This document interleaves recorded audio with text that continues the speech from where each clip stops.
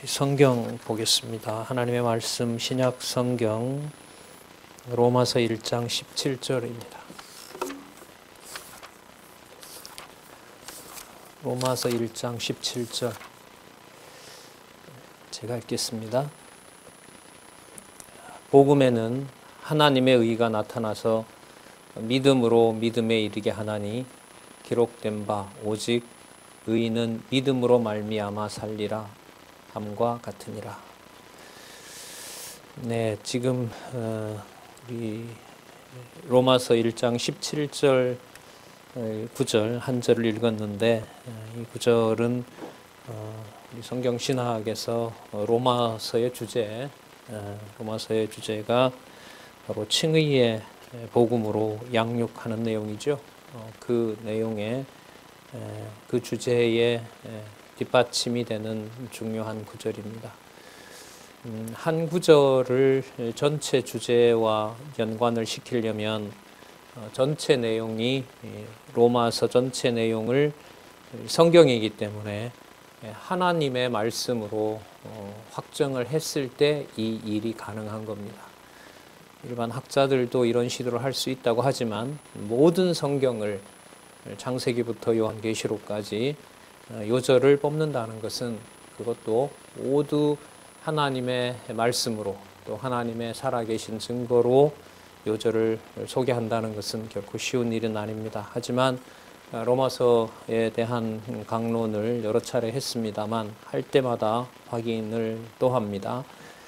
오늘 읽었던 로마서 1장 17절 말씀이 로마서 전체 내용, 성령께서 세우신 교회를 양육하시는데 지금 본문에 나와 있는 대로 핵심 개념들이 나오죠. 하나님의 의, 그 다음에 믿음, 그 다음에 의인 이렇게 나옵니다. 이 개념들을 다 모으면 성령께서 세우신 교회를 성령께서 양육하신다는 주제로 모아집니다. 과연 그런지를 이제 확인하는 것이 우리가 이 교재를 통해서 하나님 말씀의 절대성 그리고 영원하신 하나님의 존재를 확인하는 것과 직접 관련이 됩니다. 그것은 모든 본문의 연결이 모든 본문의 기록이 충돌 없이 예외 없이 하나님의 말씀으로 그리고 하나님의 살아계신 존재와 능력을 보여주는 또 계시하시는 말씀일 때 이 말이 성립한다고 봅니다. 교재는 8113페이지에 보시면은 교회 양육을 통한 성취 내용이 나오고 있습니다. 자, 우리 제2장 교회 양육을 통한 성취 로마서에서부터 이제 갈라디아서까지인데요. 잠시 개론을 우리 언약과 성취의 섭리도를 통해서 잠시 살펴보도록 하겠습니다. 지금 성령에 의한 성취니까요. 우리의 그 시작하는 지점이 이 전체 그림에서 바로 여기에 해당하겠죠. 교회 성취에 해당됩니다. 교회 성취는 여기 보시는 대로 예수께서 부활 승천하시면서 약속하셨던 성령이 약속대로 강림하면서 교회를 세우시고 교회가 반드시 승리하신다는 것을 확정하시는 바로 우리 요한계시록까지 내용입니다. 물론 계시록 내용은 천년왕국도 포함하고 있고 그리고 마지막 심판도 이게 이제 재림 상황인 거죠. 재림이 여기 가야 되겠네요. 그러니까 재림하셔서 천년왕국이 이루어지니까요. 자, 그 다음에 예수님의 언약대로 성령이 강림하셔서 교회가 설립되고 교회를 양육하시고 교회를 승리하게 하시는 것이죠. 이게 이제 구약의 아브라함에서부터 다윗에게 약속했던 바로 이 선민국가 이스라엘 그리고 남유다로 모아지는 바로 이 아브라함, 다윗 그리고 아브라함에게 약속했던 3대 언약이 이루어지는 이 육적인 모형적인 나라에 대한 근거를 가지고 예수님께서 언약하셨고 또 예수님께서 성취하시고 다시 언약하셔서 성령께서 강림하셔서 교회를 세우시고 또한 교회를 세우시고 승리하게 하심으로 바로 예수가 그리스도이심을 확증해 주시는 내용이 바로 우리가 지금 여기에서부터 출발을 하고 있습니다. 자, 이 내용을 여기서 출발하고 또 예수님의 언약과 관계를 짓고 이 두 가지가 연관이 되면 될수록 아브라함에게서부터 다윗 왕조, 유다 왕조까지 모든 내용들이 전부 교회 성취와 관련된, 교회를 양육하는 것과 관련된다는 것이 일단 서론으로 말씀을 드리는 겁니다. 그러니까 어떤 내용이라도 이 언약과 성취 섭리도에서 교회 성취라는 말이 나오면, 교회라는 말이 나오면은 이 모든 근거가 전적으로 성경에 근거를 둔다는 거죠. 아브라함 그리고 더 나아가면 바로 아담에게까지 근거를 두고 바로 하나님께서 교회를 세우시고 또한 교회를 양육하신다는 것을 알 수 있습니다. 그 모든 원천은 보시는 것처럼 창세전 영원한 언약을 성취하신 아버지와 아들과 성령, 영원하신 삼위 하나님의 작정 속에 영원한 천국이 계시되고 있다, 이렇게 보시면 됩니다. 자, 이 내용들을 염두에 두시면서 강론집 구조가 그렇게 되어 있으니까요. 두 번째 단락에 창세전 근거를 확인하고 세 번째 단락에 지금 로마서로 갈 거니까요. 또 로마서, 고린도전후서, 갈라디아서에서 나타난 교회를 성령께서 양육하시는 그의 근거를 구약 성경에서 모두 다 확인할 수가 있는 것입니다. 한 페이지 넘겨 보시면은 8115페이지에 칭의의 복음을 통한 양육 이렇게 나오죠. 자, 이게 이제 로마서입니다. 그 8113페이지에서부터 14페이지에 나와 있는 칭의의 복음을 통한 양육으로 가기 전에 창세전 그리고 구약에 특히 그리스도의 삼직에 맞추어서 정리를 하고 있습니다. 그리스도의 삼직은 마태복음에 잘 나타나 있죠. 선지직, 왕직, 제사직. 그게 이제 실체적인 그리스도의 몸된 실체적인 교회를 그리스도가 세워 가신다는 것을 확인해 주고 있습니다. 그러니까 어떤 특정한 직임만 해당되는 것이 아니라 그리스도의 선지직과 그 다음에 왕직과 제사장직이 분리되지 않고 세우신 교회를 또한 양육해 간다는 겁니다. 그러니까 이걸 이제 연결을 시키면 로마서에 기록한 칭의의 복음, 죄인을, 육의 몸을 가지고 태어난 우리를 의롭다고 한 비밀을 세상 법이나 어떤 세상의 도덕을 통해서가 아니라 그리스도께서 성취해 주신 삼직, 진리의 말씀을 선포하시는 일, 구약을 재해석하신 일, 새롭게 약속해 주신 말씀, 그리고 그 말씀을 다른 누가 아니라 예수 그리스도가 왕이 되셔서 우리가 아까 표에서 보신 것처럼 재림하시고 최후 심판하실 때까지 당신이 왕이 되신다는 이 두 번째 직임, 그리고 그것은 전적으로 자기 백성에 대해서 자신의 모든 것을 내어주신 제사장직에서 완성이 된다고 할 수가 있겠죠.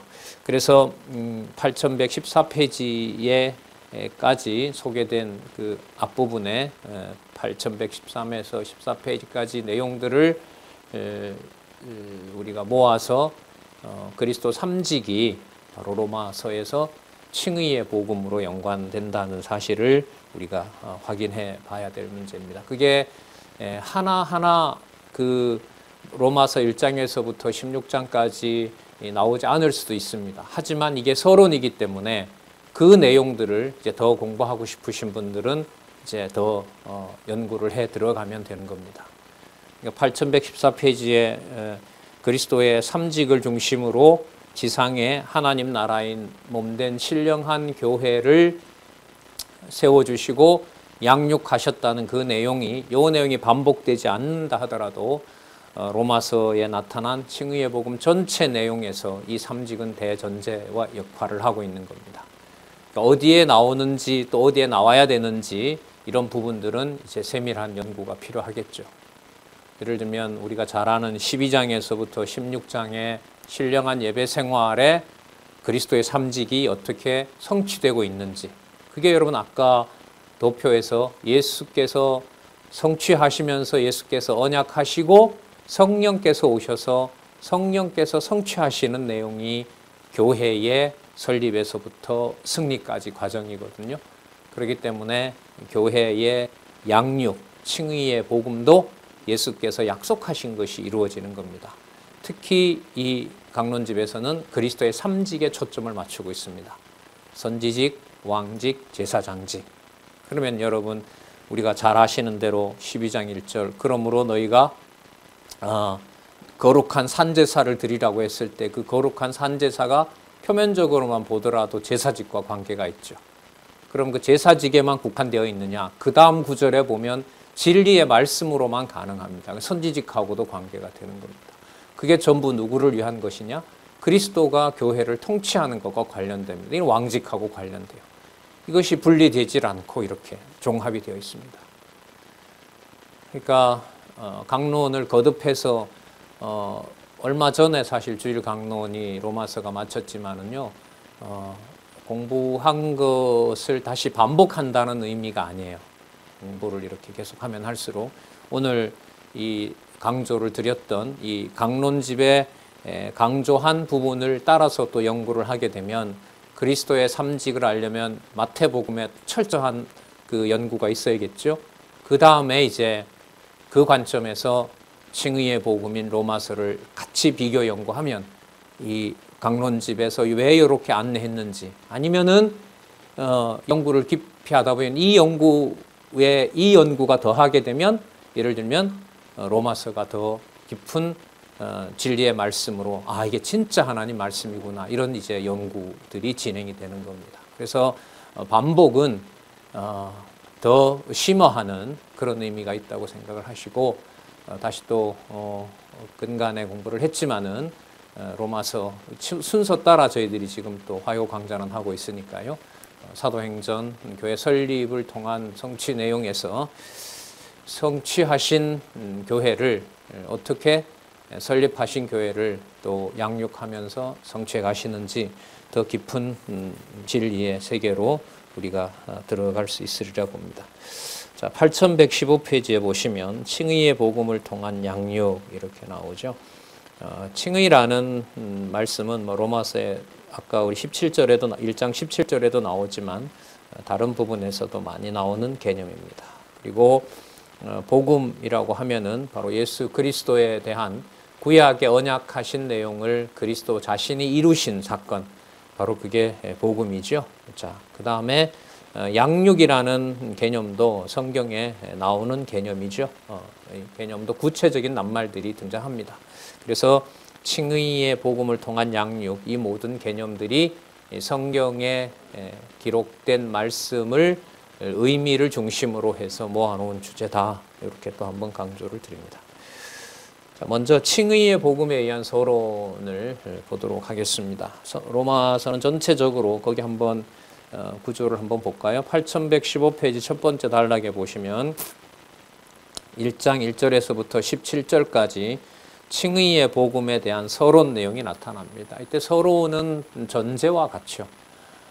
이 시작된 이 말씀의 기록 목적과 또한 성경 전체의 구조 속에서 어떤 의도로 이 로마서가 기록되어 있는지가 나타난 부분이기 때문에 매우 중요하고요. 그 다음에 1장 18절부터 3장 20절까지 칭의의 복음으로 양육을 하기 위해서 왜 칭의의 복음이 필요한가? 그게 바로 인간의 타락성과 또 타락함으로 말미암아 불의한 내용을 알려줍니다. 인간이 얼마나 죄인인가, 우리가 성경신학을 죄인의 눈으로 볼 때 가능하다, 이런 말을 우리가 아주 즐겨 사용을 하잖아요. 바로 그 죄인의 진상이 어떤 것인지, 그 실상이 어떤 것인지를 우리가 로마서 1장 18절에서부터 3장 20절에서 확인할 수가 있습니다. 죄에 대한 가장 상세한 설명이라고 할 수가 있습니다. 왜 인간이 죄인이냐? 성경에서 말하는 죄인이 어느 정도이냐? 육의 몸을 입고 있는 인간이 과연 전적으로 다 타락했느냐? 이걸 여기에서 이제 확인할 수 있는 겁니다. 이걸 받아들이지 않으면 인간은 부분 타락한 존재가 되고 어느 정도 회복 가능한 자기의 의를 가지고 자기의 능력으로 하나님께 뭔가를 할 수 있는 존재, 그런 이제 그야말로 오해를 하게 되고 또한 그릇된 판단을 하게 되는 부분이기 때문에 이 부분도 매우 중요합니다. 자, 그래서 3장 21절에서부터 11장에 대부분의 내용을 차지하고 있죠. 하나님의 의의 현현, 하나님의 의가 나타나야만 될 수밖에 없는 바로 그 상황을 알려주는 내용입니다. 그리고 이 땅에 육의 몸을 가지고 살아가지만 그 하나님의 의가 어떻게 일상에서 하나님의 성도들이, 하나님의 백성들이, 교회의 지체들이 모든 생활을 하나님의 의의 현현으로 우리가 영광을 찬양하고 그 능력을 인정하게 되는지, 그 예배 생활을 12장에서부터 16장까지 알려주고 있습니다. 그 신령한 예배 생활은 성령께서 여호와 하나님을 찬양하게 하는, 특히 하나님께서 보여주신 이 의를 찬양하게 하는 삶과 연관이 된다고 할 수가 있습니다. 이렇게 너무나 논리적으로 이 로마서가 되어 있죠. 물샐 틈 없는, 진짜 빈틈 없는 논리로 너무나 정확하게 성경의 논리가 이런 거구나 라고 하는 것을 직접 경험해 볼 수 있는 것이 바로 로마서라고 해도 지나치지 않습니다. 자, 칭의의 복음에 의한 서론을 우리가 먼저 보도록 하겠습니다. 요즘 화요 모교 심화반에서 이 세 번째 단락 공부들을 여러분들이 참여하고 또 저도 함께 하고 있는데요. 그 강의를 참조하시면 로마서를 공부하시는 것이 성경 전체와 어떻게 연관되는지를 거기서 같이 공부하고 있으니까요. 좀 더 다른 차원에서 성경 강론집의 가치도 알고 성경이 왜 절대 진리인가도 알게 되니까요. 참조를 해주시면 좋겠습니다. 자, 먼저 복음에 대한 개요가 1장 1절에서부터 7절까지 나타납니다. 크게 이제 세 가지로 나오는데요. 사도로 소명한 하나님의 복음에 대해 그 진정성을 밝혀줍니다. 그러니까 하나님의 복음이 바로 바울을 사도로 부른 거죠. 말씀이 운동해서 불렀다 이겁니다. 자, 그 다음에 3절에서부터 4절에 보면 육신은 다윗의 자손이지만 영은 하나님의 아들로 인정했다. 그러니까 육신과 영을 분리하는 것이 아니라 이 육신의 몸이 얼마나 하나님께 영광스러운 몸인가를 그리스도를 통해서 확증을 해줘요. 그러니까 이게 무엇의 근거가 되냐 하면 이 내용이 나중에 12장에 가서 신령한 예배 생활의 그 신령한 예배 생활의 실체가 지금 3절에서부터 4절에 말한 육의 몸으로는 다윗의 혈통으로 왔지만, 육신을 입고 왔지만 그의 영은 누구의 아들이다? 하나님의 아들이다는 사실을 확증해서 그게 실제 생활에서 드러나도록 합니다. 성령께서요. 그러니까 이 내용이 나중에 이제 12장에서부터 16장까지 확증이 되는 거예요. 그래서 이게 서론이 되는 겁니다. 그 다음에 이방인 중에서 믿어 순종케 되고 유대인도 부름을 입습니다. 먼저 나오죠. 이방인에게도 진리의 말씀이 드러난다. 그 더러운 짐승과 같은 이방인들에게 하나님의 아들이 이 땅에 오셨고 그가 하나님의 아들로서 흠결 없이 사신 그 모든 일들이 누구에게도 일어나냐 하면 이방인에게도 일어난다는 겁니다. 그러니까 이게 사도행전하고는 차원이 다르죠. 의도가 다르는 겁니다. 그러니까 그 순서대로 가야 되는 이유가 여기에 선명하게 나타나죠. 자, 먼저 그러면 우리 1장 1절에서부터 7절까지 이 내용들을 본문을 통해서 확인을 하도록 하겠습니다. 1장 1절에 보면 예수 그리스도의 종이라고 얘기합니다. 종. 뭐 어떤 자유의지도 없는 자지요. 그게 바로 종이 바울입니다. 로마로 가기 전에 이 로마서는 사도행전에서도 확인이 되죠. 로마 고린도에 1년 6개월, 18개월간 있게 되잖아요. 어쨌든 그 무렵에 거기에서 로마로 서신을 보내고 이 기록한 내용으로 보면 본문의 역사적 그 기록의 역사적 배경을 보면 이 편지 안에서 로마도 방문하겠다라고 하는 의사를 비치고 하나님께서 그렇게 해주시기를 원한다. 그리고 요한 사도행전 마지막 부분에 보면 로마 교회 설립 경위에서 우리가 확인한 바도 있습니다. 자, 그것까지 좀 생각하시면서 어떤 심경으로 바울이 고린도에서 로마로 편지를 보내고 그게 하나님의 말씀으로 로마서가 사도행전 다음에 양육의 복음으로 기록되어 있는지도 참조할 수가 있습니다. 하나님의 복음을 위하여 사도로 부르심을 받아 사도나 종이나 같은 개념입니다. 의미가 같죠. 하나님의 복음을 위하여 택정함을 입었다. 하나님의 교회를 잔멸하던 자를 하나님께서 이미 창세전에 하나님의 복음을 위하여 정해 놓으셨다는 거죠. 그러니까 창세전 하나님께서 그리스도의 사도로 종으로 불렀다. 이게 바로 바울의 신분입니다. 모든 사도들 하나님의 자녀들의 그 원천이 바로 이렇게 설명이 되겠죠. 자, 그러면 도대체 이 복음이 뭐냐? 1절에 복음이라고 얘기를 했으니까 이 하나님의 복음을 다시 또 정의를 합니다. 이게 논리적이라는 거예요. 이 복음이 하나님이 선지자들로 말미암아 그의 아들에 관하여 성경에 미리 약속하신 것. 그러니까 하나님께서 성경 구약이죠. 구약에서 약속하신 거예요. 그러면 지금 이 내용은 성취된 내용이라는 말이 되는 거죠.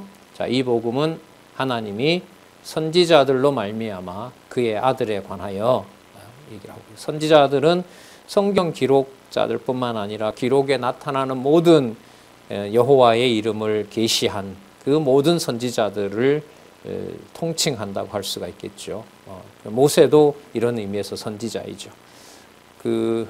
예수님이 얘기하셨던 요한복음 5장 39절에 너희가 성경에서 영생을 얻는 줄 알고 성경을 상고하겠다고 했을 때 그 성경이 바로 선지자들이 바로 기록한 말씀이라고 할 수가 있죠. 그러니까 이게 구약 성경이 성취된 내용이 복음이다.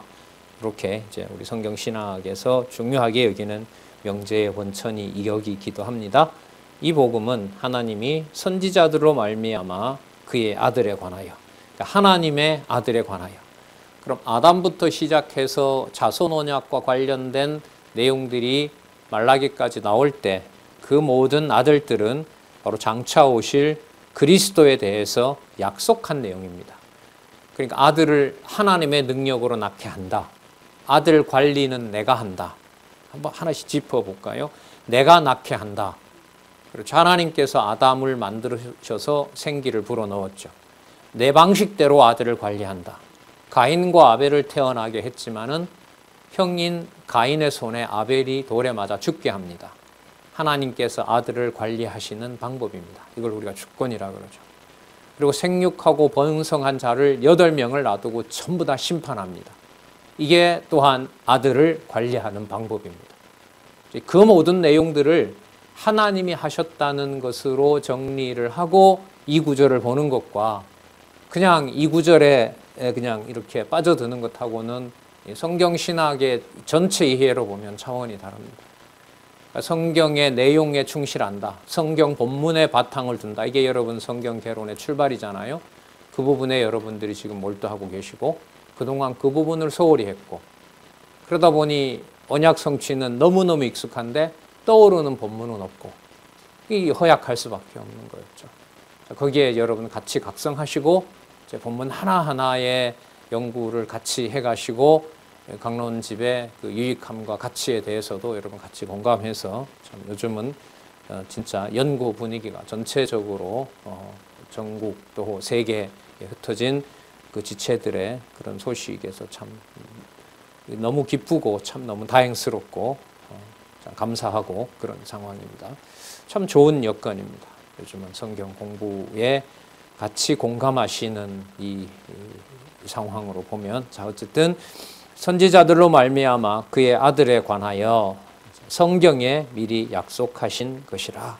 요한복음 5장 39절, 누가복음 24장 44절 똑같은 그 성경관을 가지고 여기서 사도 바울도 그대로 쓰고 있는 겁니다. 아시는 대로 사도행전은 누가로 하여금 기록했잖아요.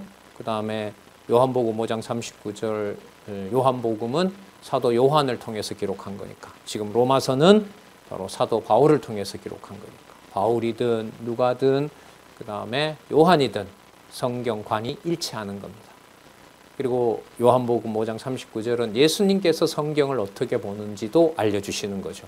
누구에 대한 기록이다? 나에 관한 기록이다. 그럼 나가 누구냐? 여기 나온 대로 하나님의 아들이고, 그리고 하나님의 복음이고, 나중에 또 하나님의 의이고, 이렇게 이제 소개가 되는 겁니다. 세상에서는 전혀 들을 수도 없고 소개받을 수도 없는 바로 그 기록의 논리들을 우리가 지금 따라가고 있는 것입니다.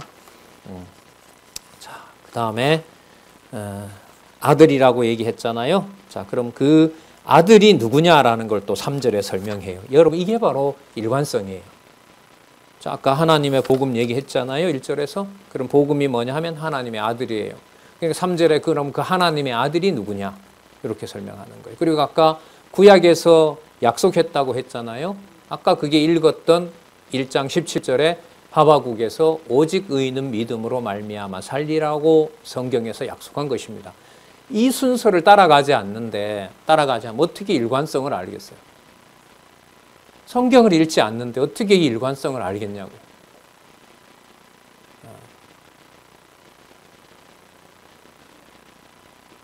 성경의 일관성은 논리적 일관성에서부터 계시의 절대성과 영원성이 확정이 되거든요.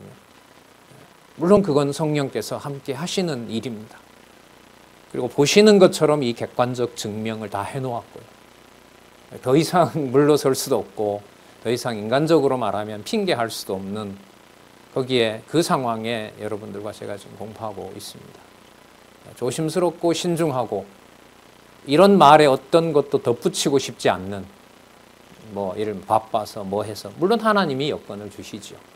하지만 이 절박함으로 보면 지금의 여러분들과 저에게 완결된 역사가 2014년에 마쳤으니까요. 시간이 그래 벌써 이제 8년이 지나가고 있잖아요. 그 사이에 이 성경 강론집, 또 성경의 논리적 통일성, 절대성, 이 왜 이게 절대 진리냐, 거기에 대해서 많이들 공감을 해서 참 너무 다행스럽고, 같이 이렇게 공부를 하게 됨으로써 서로 그야말로 자극도 되고 같이 확인하는 어떤 기쁨이 크기도 합니다. 참 다행스럽습니다. 자, 1장 3절 아들이라고 얘기했으니까요. 아들을 소개합니다. 이 아들로 말하면 육신으로는 다윗의 혈통입니다. 다윗은 왕이죠. 그러니까 여기에 벌써 삼직이 들어가는 거예요. 혈통 속에는 여러분 자식도 들어가지만 다윗의 혈통이라고 하니까 이게 바로 왕이라는 거죠. 그 다음에 성결의 영으로는 죽은 자 가운데서 부활하여 능력으로 하나님의 아들로 인정되셨습니다. 확증해 주신 거죠. 그러니까 육의 몸은 다윗의 혈통으로 나셨고, 그리고 부활하신 능력으로 보면 하나님의 아들임이 분명하고, 그러니까 부활의 몸 속에는 육신도 가지고 있고 하나님의 아들이라는 하늘에 속한 영적 능력도 가지고 있는 거죠. 그리고 그 성령께서 바로 이 영을 그리스도가 승천하시면서 약속하신 대로 여러분들과 저에게 내주하도록 바로 오신 성령 하나님이 되시는 겁니다. 그리고 그 성령께서 말씀을 완성하게 하셨고, 그 말씀을 이렇게 논리적으로 기록하게 한 겁니다. 이렇게 논리적인 것이 로마서에만 그런 것이 아니라 성경신학은 창세기에서부터 계시록까지 어느 부분도 논리적이지 않은 게 없다. 그게 바로 논리적 일관성이라는 창세기부터 계시록까지 다 적용이 되는 거예요. 근데 그 말을 이제 반복만 하면 안 되잖아요. 꽤 오래됐지만은 와서 이 논리적 일관성 문제를 제가 장안중앙교회 2009년에 와서 그 연말부터 시작할 때 제가 처음 시도했던 것이 논리적 일관성의 문제를 확인하기 위해서 욥기를 강론했고요.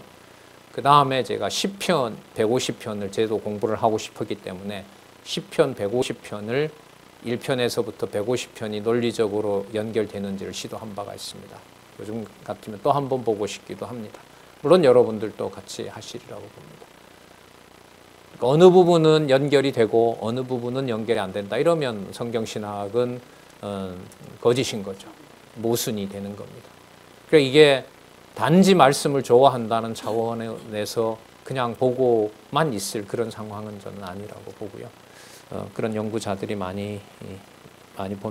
연구자들을 많이 보내주셨으면 참 좋겠습니다. 자, 성결의 영으로는 죽은 자 가운데서 부활하여 능력으로 하나님의 아들로 인정되셨으니, 자, 이제 정의를 합니다. 다윗의 혈통으로 나셨고 부활을 하여 하나님의 아들로 확정되셨으니까 우리는 그 예수를 어떻게 부르게 되느냐? 우리 주 예수 그리스도, 이렇게 됩니다. 주라는 말은 이게 여호와의 번역이거든요. 그러니까 이 호칭을 예수에게 붙인다는 것은 유대인들에게는 불가능합니다. 유대인들에게 믿음을 주지 않는 상황에서 주라는 말을 예수에다가 적용을 한다는 건 이건 신성모독이죠. 그래서 유대인들이 죽이려고 합니다. 개종을 했음에도 사도 바울이 이 말을 사용하기 때문에 이걸 못 견디는 겁니다. 우리가 그렇잖아요. 다 욕하는 사람을 어떤 성인이나 위대한 사람으로 얘기를 하면 막 진짜 온몸이 받아내기를, 온몸이 그냥 거부하는 거 아니겠습니까? 어떻게 그 사람을 그렇게 얘기를 할 수가 있느냐? 아니지. 이러면서 이제 사람을 놓고 이제 논쟁이 일어나고 이제 분쟁이 일어나고 당파가 생기고 그러는 거 아니겠습니까? 자, 그런데 다윗의 혈통으로 나신 분, 하나님 아들로 인정되신 분을 하나로 묶어서 그 아들의 정의를 우리 주 예수 그리스도, 이렇게. 이때 우리는 성도들이죠. 그리고 성도들의 머리 대신 바로 그 주가, 주 속에 여호와 이름이 들어온다면, 이 호산나 다윗의 자손이여 찬양했죠. 이 아버지의 이름으로 오시는 이여. 그게 여러분 예수님 예루살렘 입성할 때 그 불렀던 칭호입니다. 아주 중요한 칭호죠. 유대인들은 그런 말을 못 견디는 거예요. 우리 주라고 했을 때 그 주는 야훼, 여호와에게 들려야 될 건데, 그걸 아이들이 막 잎을 흔들면서 부르잖아요. 찬송하리로다. 주의 호산나, 우리 주 아버지의 이름으로 오시는 이 하면서 그걸 예수님에게다가 부르잖아요. 바로 요 내용이에요. 우리 주, 이 말 속에는 구약 성경 전체가 다 들어오는 겁니다. 여호와의 말씀이 창세기부터 말라기까지이기 때문에. 그래서 우리 주, 이때 우리는 유대인만 포함하는 것이 아니죠. 유대인과 이방을 다 포함해서 하나님 택한 백성의 여호와의 이름이 담겨 있는 바로 그 주, 그 주가 바로 누구냐 하면 육신의 몸으로 다윗의 혈통에서 오신 예수, 성결의 영으로는 그분이 바로 그리스도 된 분, 이걸 합하면 우리 주 예수 그리스도가 되는 겁니다. 그러니까 이 개념 속에 구약 성경 전체가 성취됐다는 내용까지 이 내용 속에 다 들어있는 겁니다. 그러니까 이 개념 하나하나를 바울로 하여금 이렇게 순서도 논리적이고요. 그 개념 하나하나를 선별할 때 바울의 모든 걸 동원한 거죠. 학식과 그의 어떤 성경적 지식과. 그래서 그걸 우리가 성경에서 유기적 영감설이라고 얘기를 하죠.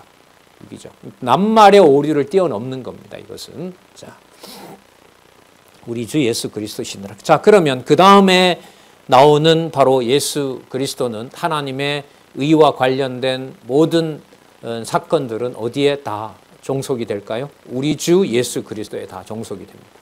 자, 볼게요. 1장 5절에서부터 7절까지 이방인 중에 믿어 순종케 되고 유대인도 부름을 입었다. 자, 5절, 그로 말미암아. 그가 누구일까요? 우리 주 예수 그리스도로 말미암아. 이렇게 읽어가는 거예요. 계속 연결이 되는 겁니다. 우리 주 예수 그리스도로 말미암아 우리가 은혜와 사도의 직분을 받아 은혜를 받고 사도의 직분을 받은 거죠. 그 은혜를 받았다라는 말은 자기의 어떤 능력으로 된 것이 아니잖아요. 앞에 뭐라고 나왔냐면 택정함을 입었다 그랬잖아요. 예수 그리스도의 종으로 사도의 직분으로 아까 1장 1절에 나왔잖아요. 하나님의 복음을 위하여 택정함을 입었다고 했으니까 그게 바로 무슨 개념이에요? 은혜라는 개념입니다. 칼빈이 그런 말을 했죠. 개혁자들도 그 말을 따랐고 성경은 성경으로 해석한다.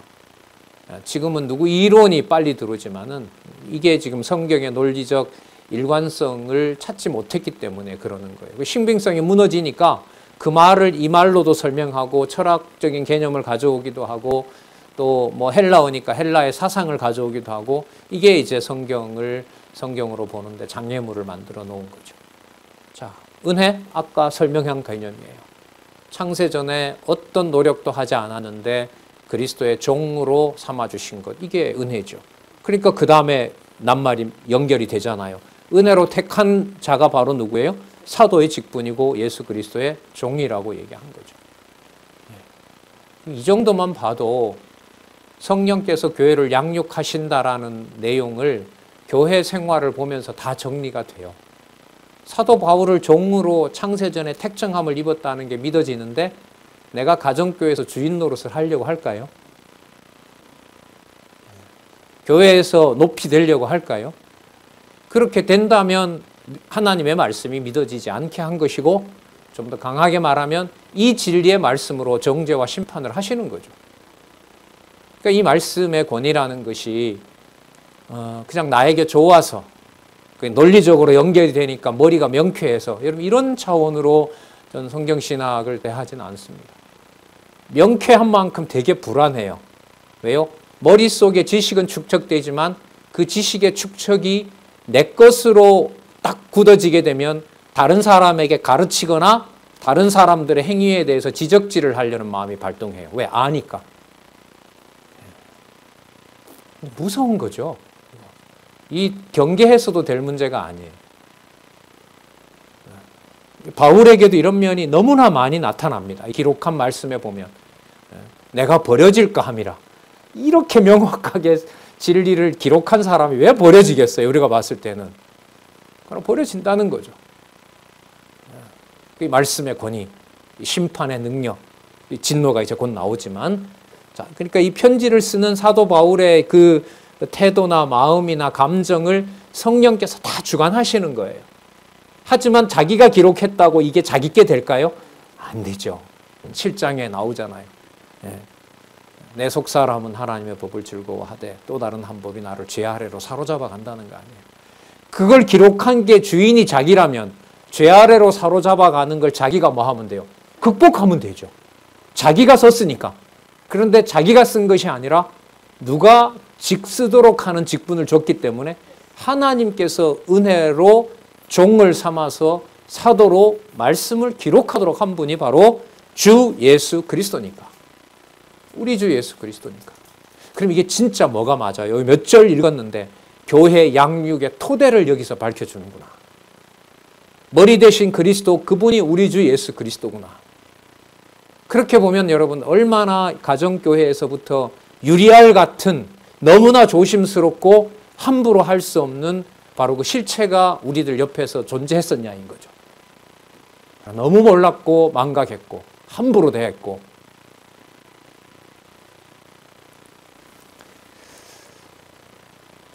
그 이름을 위하여 모든 이방인 중에서 믿어 순종케 한다. 그러면 여기서 다 드러나잖아요. 로마에 있는 성도들에 대해서 저 사람들은 유대인이 아니니까 유대인보다 저급한 사람이다. 이 말을 할 수가 있어요? 없어요? 없죠. 마찬가지죠. 내가 뭔가 능력이 있고 지식이 있고 뭔가 어떤 세상에서 말하는 어떤 규모를 자랑할 수 있는 능력을 가졌다 하더라도 그것이 그리스도의 은혜로 왔다면 그리스도의 종으로 얘기하면서 그걸 권세를 부릴 수가 없는 거죠. 사람들을 모아서 자기의 뜻을 관철시키려고 하거나 몰라서 그랬다든지 법이 그러니까 그런다든지 이런 것들은 이 몇 구절에서 다 끝이 나는 거잖아요. 자, 6절 이방인 소개합니다. 은혜와 사도 직분이기 때문에 너희도 그들 중에 있어. 로마에 있는 성도들도 보십시오. 바울의 것이 아니라고 하죠. 주 예수, 우리 주 예수 그리스도니까 너희도 그들 중에 있어 예수 그리스도의 것으로 부르심을 입은 자니라. 이걸 여러분 소명이라고 그러죠. 소명, 칭의 이게 다 같이 일어나는 거죠. 회개, 소명, 칭의 이런 건 뭐 나누려고 하지만 성경 읽으면 그대로 다 해결이 됩니다. 예수 그리스도의 것으로 부르심을 입은 자니라.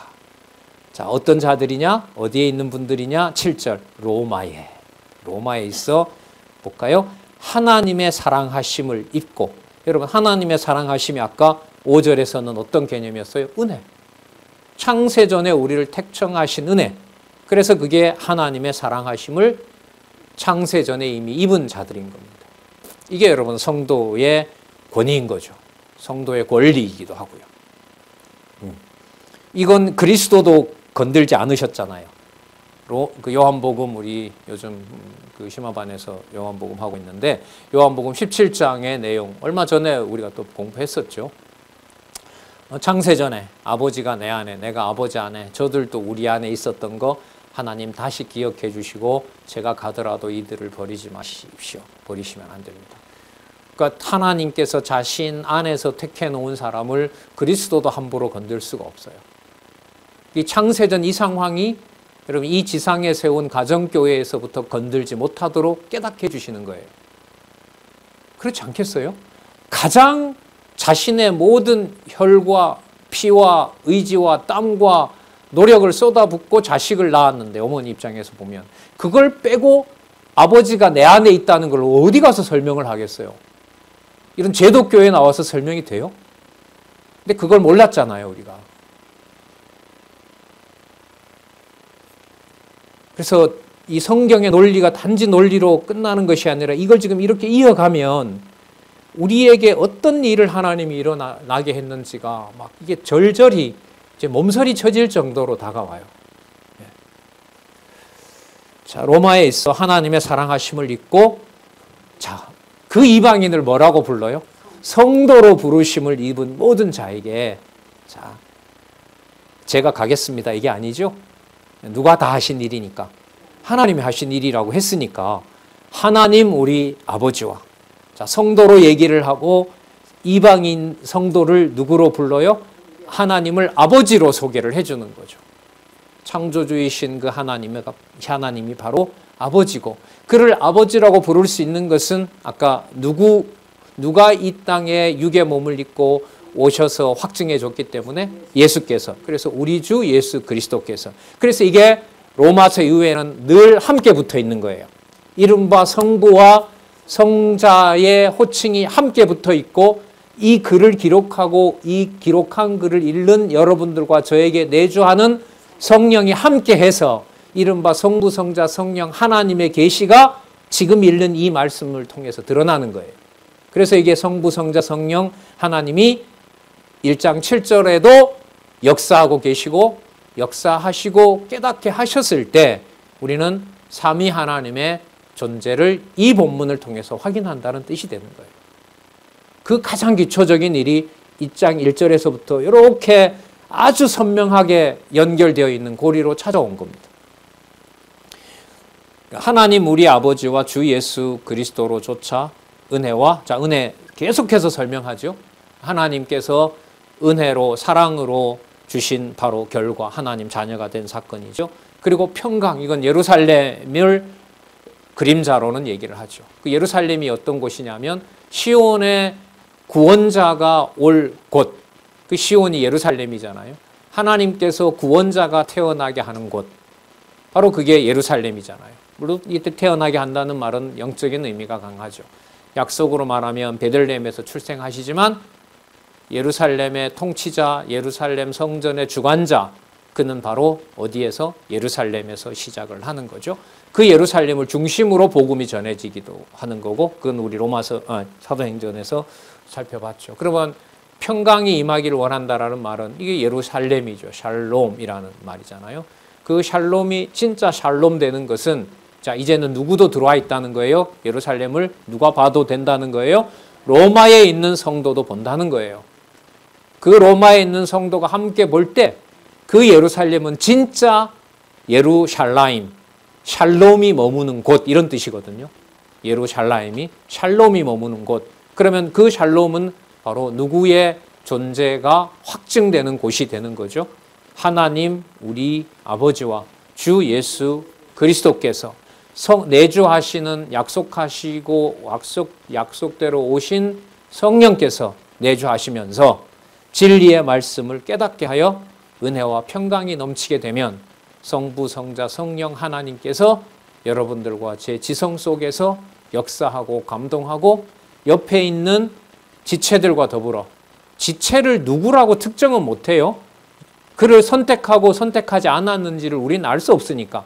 하지만 진리의 이름으로 모아놓은 그 자리가 교회라는 방식을 띠게 되면 그곳에는 성령의 말씀이 임한다는 거예요. 그게 혈육이든 혈육이 아니든 종이든 주인이든 이방인이든 상관없이 그 양육을 받은 자의 무리의 비밀이 지금 1장 7절에 이렇게 나오지만 이 비밀, 하나님 우리 아버지와 주 예수 그리스도로 쫓아 은혜와 평강이 머무는 함께하는 성도들이 누구인지가 양육한 결과가 잘 아시는 로마서 마지막 장 16장에 가면 모든 신분을 초월한 바로 하나님의 자녀들 40여 명이 가정교회를 중심으로 거기에 거론이 되는 거예요. 제도적 교회로 출발한 게 아니에요, 양육은. 그래서 이 비밀이 너무 크다는 거죠. 자, 하나님 우리 아버지와 주 예수 그리스도로 쫓아 은혜와 평강이 있기를 원하노라. 그러면 다음에 나오는 내용들도 이 내용에 철저한 바탕을 두고 전개가 되겠죠. 행여 그 뒤에 어떤 인간적인 얘기가 나온다 하더라도, 어느 누구를 지목해서 비판한다 하더라도 그것이 하나님 우리 아버지와 우리 주 예수 그리스도로 말미암는 은혜와 평강으로부터 그가 성도라면은 배제할 수가 있어요, 없어요? 없는 거죠. 이렇게 신중하고, 진짜 표현이 그렇네요. 유리알처럼. 진짜 막 수십만 원 하는, 여러분 아끼시는 이런 그라스 같은 거 있잖아요. 그것도 있는데, 그것도 애지중지하는데, 그거와 비교할 수 없는 그런 실체가 있었다는 거 다시 한번 기억을 하게 됩니다. 자, 1장 8절에서부터 15절. 자, 그러면요, 복음, 하나님의 복음, 우리 주 아버지, 하나님 우리 아버지, 그리고 우리 주 예수 그리스도, 그 복음을 통해서 소원을 갖게 된다면 누가 주신 소원을 말할 수밖에 없어요? 하나님이 주신 소원, 하나님 우리 아버지, 우리 주 예수 그리스도가 원하는 바가 무엇인지를 얘기를 하게 되겠죠. 물론 이 편지의 기록자가 사도 바울이다 보니 나 바울은 이렇게 하지만, 그러나 그 나 바울은 성령께서 주관하시는 하나님 그리스도의 종이기 때문에 하나님의 소원이 무엇인지를 여기서 알려주는 겁니다. 그러니까 그리스도께서 맹세하지 말라고 했죠. 왜 맹세하지 말라고 했느냐? 하나님 우리 아버지와 주 예수 그리스도, 그리고 그가 보낸 성령께서 새로운 뭘 주시기 때문에, 소원을 줄 거기 때문에 내 의지로 뭐 하겠다는 맹세를 하지 말라고 하신 거예요. 그 답이 여기에 나와요. 소원을 주신다고 했잖아요. 소원을 주면 우리가 뭐 하게 돼요? 뭐 하고 싶습니다라고 맹세할 거 아니에요. 그럼 그리스도가 맹세를 왜 하지 말라고 했느냐? 자기 의를 이루려고 유대인들이 맹세를 하니까. 하늘과 땅으로도 하지 말라. 하늘은 하나님이 지었고 땅도 하나님 지었는데 왜 네 의지대로 뭘 하려고 한다고 하느냐? 맹세하지 말라. 그럼 어떻게 살아요? 어떻게 사냐 하면 우리 주 하나님과 우리 주 예수 그리스도께서 보내신 성령이 와서 너희들에게 알려주고 아름다운 소원을 줄 것이다. 그래서 연결을 논리적으로 시키면 교회에서 맺는 모든 열매가 바로 누구의 열매가 되는 거죠? 성령의 열매가 되는 겁니다. 간명하고 간단하죠. 자, 우리 찬잔하시고요. 11시에 1장 8절에서부터 또 살펴보도록 하겠습니다.